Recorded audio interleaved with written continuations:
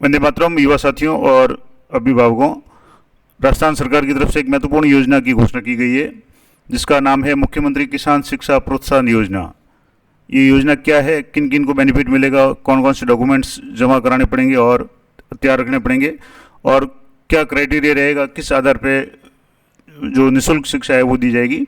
तो इसमें अल्प आय वर्ग, लघु सीमांत बटाईदार किसानों और खेती और श्रमिकों के परिवार के अध्ययनरत छात्र छात्राओं को मुफ्त शिक्षा प्रदान करना इस योजना का उद्देश्य है, जिसका नाम है मुख्यमंत्री किसान शिक्षा प्रोत्साहन योजना। अब इसके संदर्भ में है कि राजस्थान सरकार का जो संकल्प पत्र 2023 के विभागीय बिंदु संख्या 3 100 दिन की कार्य योजना में शामिल जो एक योजना थी, जिसमें लिखा हुआ था बिंदु 27 में कि सभी वंचित वर्गों तक भी शिक्षा की पहुंच को सुलभ करने की दृष्टि से आगामी वर्ष से अल्प आय वर्ग, लघु सीमांत और बटाईदार किसानों, यानी इस कैटेगरी में कौन कौन आएंगे, खेती का क्या या ज़मीन का क्या क्राइटेरिया रहेगा वो भी मैं आगे बता दूंगा।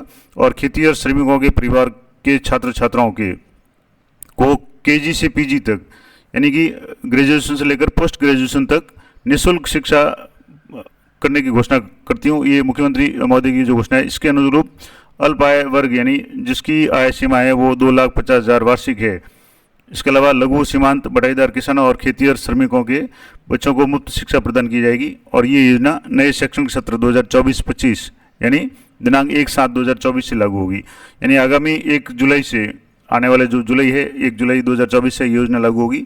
अब खास करके जो स्टूडेंट्स कॉलेज में अध्ययनरत है या 12वीं करके कॉलेज में प्रवेश लेने वाले हैं, उनको इसका बहुत ज़्यादा फायदा मिलेगा। किस तरीके से मिलेगा, क्या क्राइटेरिया रहेगा, तो अल्प आय वर्ग यानी रुपये 2,50,000 तक वार्षिक आय।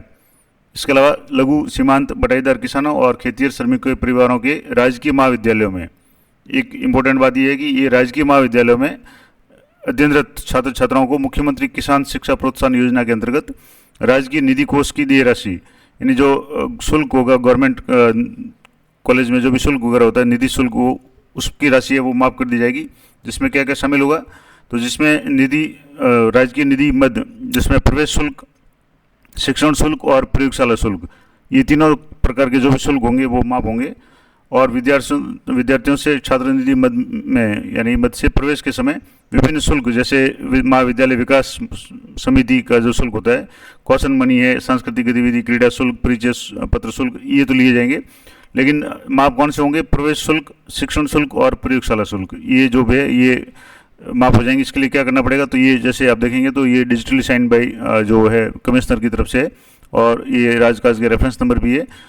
और इसके बाद में पात्रता की बात करें तो राजस्थान के मूल निवासी, पहली बात होना चाहिए अभिभावक राजस्थान के मूल निवासी हो, यानी उनके पास राजस्थान का मूल निवास प्रमाण पत्र हो।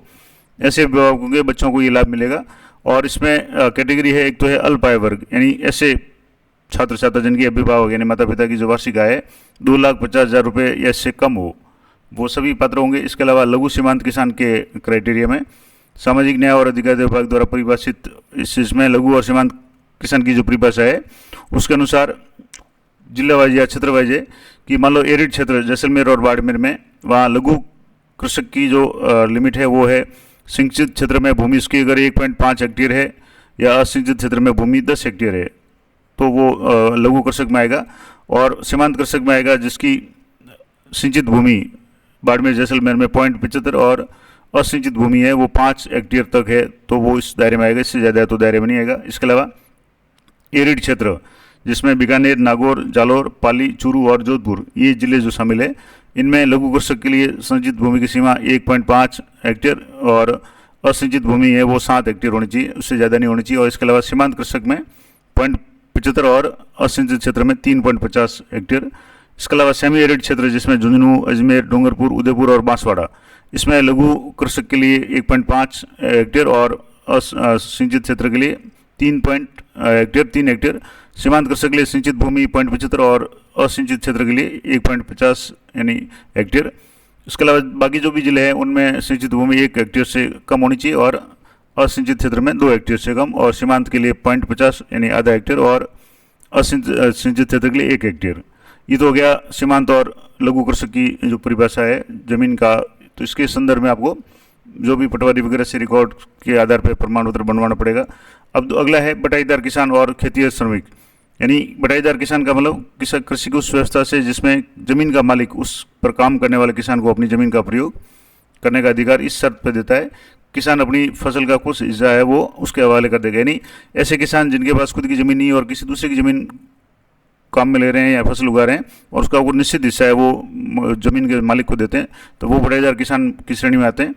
और खेती और श्रमिक यानी ऐसे श्रमिक जिनके पास कृषि भूमि नहीं है या भूमिहीन या कृषि मजदूर है, जो यानी स्वयं की कृषि भूमि नहीं है लेकिन दूसरी की भूमि पर मजदूर या श्रमिक के रूप में कार्य करते हैं, या जिनके पास थोड़ी सी कृषि योग्य भूमि है और वह अपने परिवार के लोगों को भरण पोषण के लिए कृषि मजदूर बनकर कार्य करता है, तो ये इस कैटेगरी में आएंगे।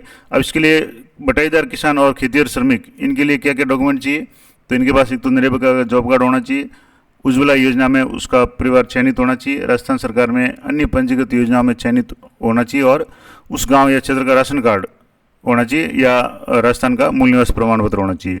इसके अलावा जो लघु सीमांत और बटाईदार किसान और खेतिहर श्रमिकों के बच्चों की अभिभावकों की जो आय है, तो आय सर्टिफिकेट प्रस्तुत करना पड़ेगा। वो आय सीमा है 2.50 यानी 2.5 लाख या उससे कम हो। यदि आवेदनकर्ता उपरोक्त किसी भी श्रेणी में पात्रता रखता है तो इस आशय का स्वलिखित शपथ पत्र भी संलग्न करना पड़ेगा, यानी एक शपथ पत्र भी इसमें लगेगा जिसमें ये जो भी घोषणाएं है वो करनी पड़ेगी। अब योजना की क्रियान्वयन का जो भी दायित्व है वो राजकीय महाविद्यालयों के प्राचार्यों के माध्यम से किया जाएगा और ये अभी फिलहाल उच्च शिक्षा के लिए जिसमें प्रवेश नीति 24-25 में इसके लिए आवश्यक दिशा निर्देश है वो शामिल किए जाएंगे। यानी अभी आपको पता हो तो हर साल प्रवेश नीति जारी की जाती है, तो अभी प्रवेश नीति जारी होनी है, उसके बाद ही प्रवेश नीति के जारी होने के बाद ही कॉलेज के एडमिशन की प्रक्रिया शुरू हो जाएगी। तो उसके लिए आप अपनी जो भी तैयारी करना चाहें डॉक्यूमेंट्स इसके संबंधित जो भी है वो आप तैयार कर लें। और आवेदन पत्र जब आप भरेंगे तो उसमें आपको आवेदनकर्ता को हाँ करने पर संबंधित दस्तावेज है वो अपलोड करने का ऑप्शन आ जाएगा और आपको ये जो दस्तावेज है जिसमें जैसे मान लो बटाईदार वगैरह में तो जॉब कार्ड है, उज्ज्वला वाला जो भी है या मूल निवास राशन कार्ड वगैरह, ये आपको डॉक्यूमेंट्स है वो अपलोड करने पड़ेंगे। और प्रवेश नीति में फीस से संबंधित बिंदुओं को सम्मिलित कर लिया जाएगा और महाविद्यालय की जो फीस संरचना है उसमें भी परिवर्तन कर दिया जाएगा, यानी इस अप्लाई करेंगे तो इस कॉलम में जो भी फीस वगैरह है वो माफ हो जाएगी। अब इसके लिए योजना का क्रियान्वयन है वो मॉनिटरिंग का काम प्राचार्य महाविद्यालय के राजकीय महाविद्यालय और आयुक्तालय स्तर पर की जाएगी, यानी ये अभी फिलहाल कॉलेज शिक्षा के संबंधित जो भी स्टूडेंट है उनके लिए है।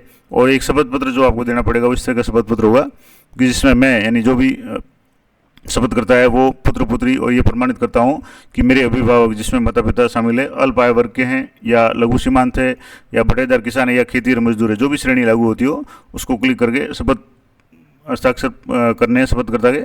और ये जो पूरा आदेश है ये मैं आपको टेलीग्राम चैनल पर उपलब्ध करा दूंगा। ये कॉलेज आयुक्त कॉलेज शिक्षा की तरफ से ये आदेश जारी किया गया और रेफरेंस नंबर से आप चेक कर सकते हैं और ये आदेश 22/5/2024 का आदेश है।